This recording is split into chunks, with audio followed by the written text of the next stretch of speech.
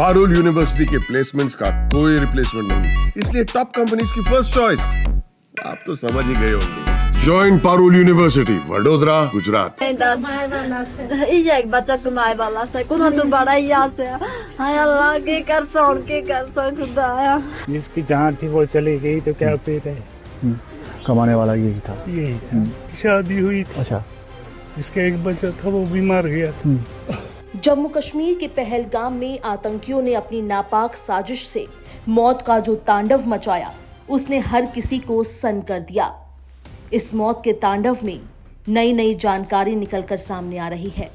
बताया जा रहा है कि आतंकियों ने नाम पूछकर लोगों को गोलियों से भूना, किसी को कलमा पढ़ने के लिए कहा तो किसी की पैंट उतारकर आईडी चेक की। आतंकियों ने हिंदुओं को बेरहमी से मार डाला, लेकिन इस बीच कश्मीर में रहने वाले शख्स हुसैन को भी दहशतगर्दों ने नहीं बख्शा, उसकी भी जिंदगी छीन ली, जिसके बाद हुसैन के पिता का रो रो कर बुरा हाल है।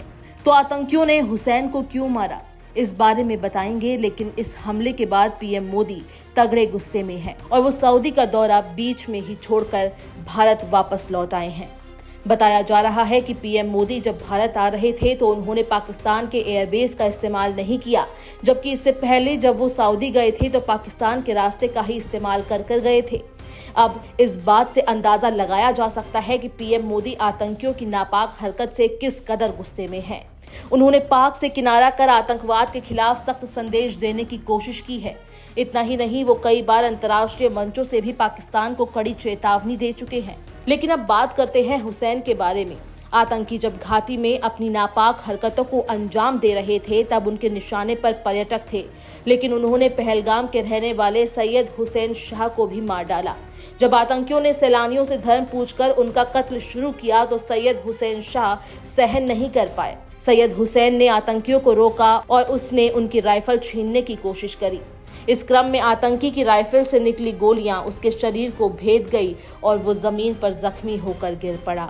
अब उसकी मौत के बाद पिता का रो रो कर बुरा हाल है। फिर हम फोन करते रहे तो फोन किसी ने नहीं उठाया। फिर हम गए अजमुकाम थाने में। अच्छा। वहाँ हमने ये रिपोर्ट रखी। फिर हम वहाँ से आके आए घर में और फिर बाद में पता चला कि इसको एक्सीडेंट हो गया वहाँ पे। तो फिर हमारे लड़के गए वहाँ, उन्होंने देखा जब तो ये अस्पताल में था वहाँ। तो घर में और कौन कमाने वाला है? और कौन है? और छोटे हैं दो, तो बड़ा यही था कमाने वाला। अच्छा। सबसे बड़ा।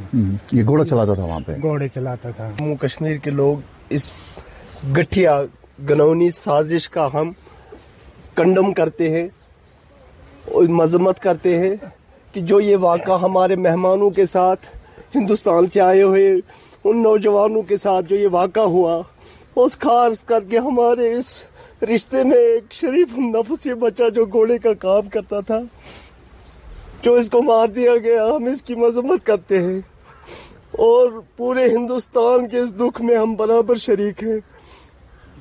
और हम इंतज़ामिया से, गवर्नमेंट से ये अपील करते हैं कि इस गनौनी साजिश का पर्दा बेनकाब होना चाहिए, ताकि आइंदा भी ऐसे मजलूम लोगों के साथ ऐसा कोई वाक़ा ना हो।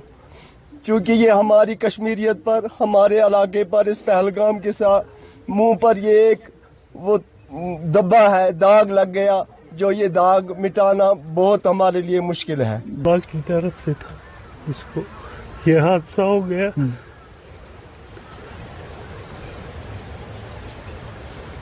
कितने बच्चे हैं इसके? 3 बच्चे हैं। अच्छा। बड़ा यही था। इसकी शादी हुई थी? इसकी शादी हुई थी। अच्छा। इसका एक बच्चा था वो भी मर गया था। पहलगाम में हुए आतंकी हमले में बेकसूर लोग मारे गए हैं, जिससे हिंदुस्तान के मुसलमान भी बेहद खफा हैं। उन्होंने इंसाफ की मांग की है। इस हमले के खिलाफ पूरा देश एकजुट है और दहशतगर्दों के खात्मे के लिए आवाज उठाई जा रही है।